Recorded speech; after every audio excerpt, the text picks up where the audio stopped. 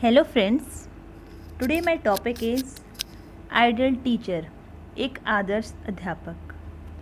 अध्यापक कोई भी हो सकता है जो आपको एक अच्छी शिक्षा दे। वैसे तो किसी भी बच्चे के लिए सबसे पहला अध्यापक फर्स्ट टीचर उसकी माँ ही होती है, क्योंकि उन्हीं को देख के उसमें सारे गुण माँ से ही बच्चे में आते हैं। अगर उस जो बच्चे का 90 to 95% brain development, character development सभी 5 साल की उम्र तक होते होते हो जाता है। जैसे इन्वायरमेंट में वो रहता है वैसे ही उसका नेचर भी बन जाता है। अपार्ट फ्रॉम दैट उसके अलावा भी बहुत सारी चीज़ें हैं जो एक अच्छा अध्यापक अगर उसे मिल जाए तो बच्चे का जो कैरेक्टर बिल्डिंग है वो प्रॉपरली ग्रोथ कर सकती है। तो इसके लिए कुछ टिप्स, कुछ जो हैं बातें मैं आपको यहाँ पे शेयर करने जा रही हूँ, जिनको अपना के आप किसी भी बच्चे की लाइफ को चेंज करने में एक मेन इम्पोर्टेंट रोल प्ले कर सकते हैं, ताकि वो आगे जाके अपने सक्सेसफुल लाइफ में आपको याद कर सके। एक आदर्श अध्यापक कैसे बने?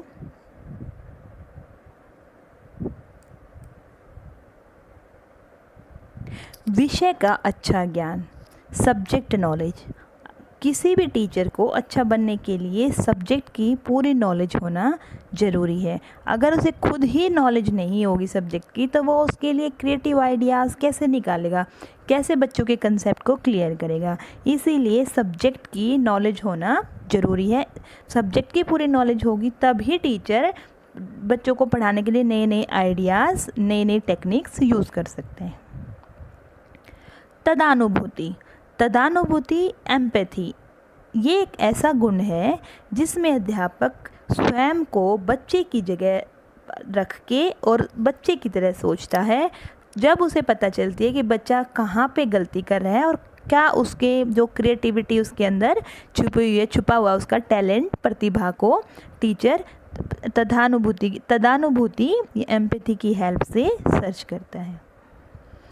बच्चों से सीखने वाला होना चाहिए। कोई भी टीचर है, सारे बच्चे जो होते हैं कुछ ना कुछ एक स्पेशल प्रतिभा के साथ पैदा होते हैं। सभी गॉड गिफ्टेड होते हैं, लेकिन फ़र्क है तो सिर्फ टीचर की थिंकिंग में है।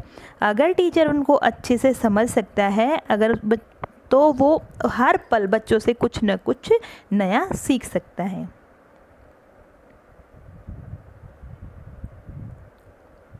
मित्रतापूर्वक व्यवहार, टीचर का बच्चों के साथ हमेशा एक मित्र जैसा ही व्यवहार होना चाहिए, तभी बच्चे अपनी प्रॉब्लम्स को टीचर के साथ शेयर कर पाएंगे और टीचर की बातों को भी वो ध्यान से सुनेंगे। लेकिन एक गैप होना चाहिए टीचर स्टूडेंट के बीच में, लेकिन फिर भी बच्चों के साथ उसका मित्रतापूर्वक व्यवहार हो। मृदुभाषी, सॉफ्ट स्पोकन, अगर आप जाते ही क्लास में चिल्लाने लग जाओगे तो बच्चे अटैच नहीं हो पाएंगे। सुनेंगे आपको लेकिन अटैच नहीं हो पाएंगे। लेकिन अगर आप उनको प्यार से समझाओगे तो आपकी बातों को सुनेंगे और वो इम्प्लीमेंट भी करेंगे। इसीलिए एक अध्यापक का सॉफ्ट स्पोकन होना बहुत ही ज़रूरी है। स्थानीय भाषा का ज्ञान, मदर टंग नॉलेज। आजकल हम स्टूडेंट सेंटर या बाल केंद्रित शिक्षा पर ध्यान दे रहे। आज की चाइल्ड सेंटर एजुकेशन में हमें बच्चों को कंसेप्ट अच्छे से क्लियर करने के लिए उनकी मदर टंग, जिस भी एरिया में आप टीचर हो वहाँ की जो लोकल लैंग्वेज है उसको आपको सीखना पड़ेगा, जिसकी हेल्प से, उस मदर टंग की हेल्प से आप बच्चे के कंसेप्ट को अच्छे से क्लियर कर सकते हो और अपने सब्जेक्ट में उसको मास्टर्स बना सकते हो। प्रोत्साहित करने वाला, एक गुड मोटिवेटर।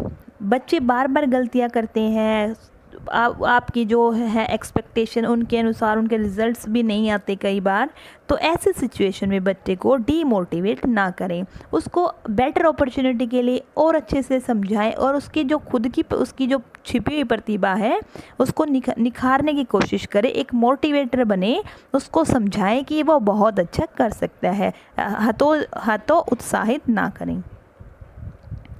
बच्चों में धारणा पैदा करने वाला, क्रिएट अजम्पशन, हर चीज़ को बच्चों पे थोपे ना। आप चाहते हो कि बच्चा क्रिएटिव बने तो उसके लिए आप उनकी खुद की उनकी एजम्पशन बनाने की कोशिश करें।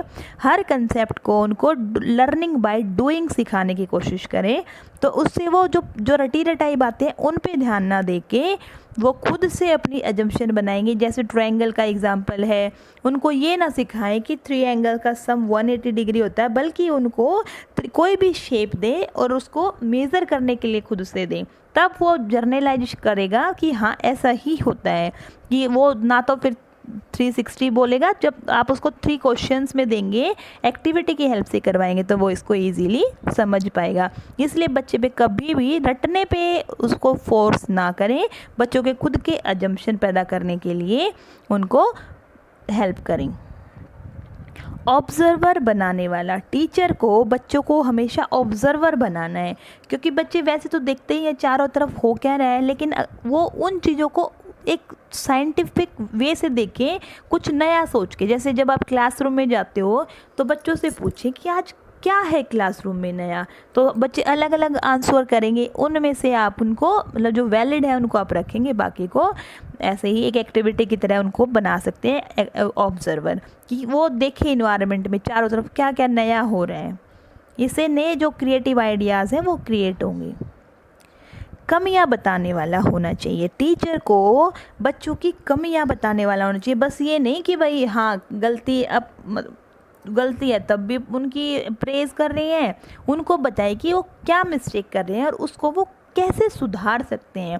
सॉल्यूशन भी उसका टीचर को देना चाहिए, तभी बच्चे उसको इम्प्रूव कर पाएंगे।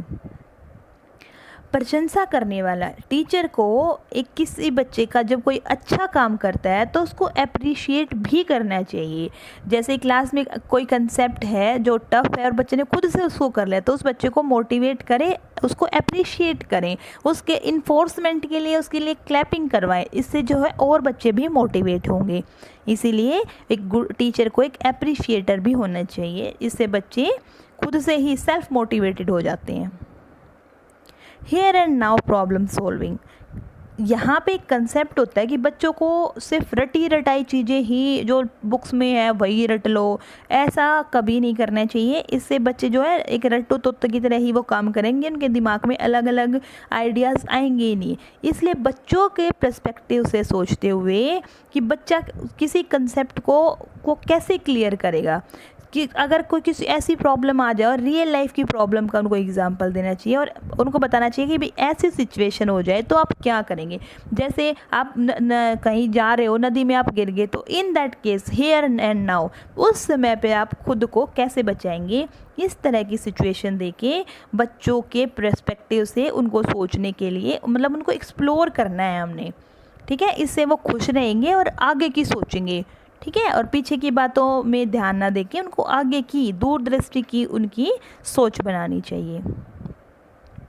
खुश मिजाज, हैप्पी नेचर, अगर एक टीचर खुद खुश रहेगा तभी वो बच्चों को खुश रख पाएगा, और एक हैप्पी इन्वायरमेंट में ही बच्चा बहुत आराम से सीखता है।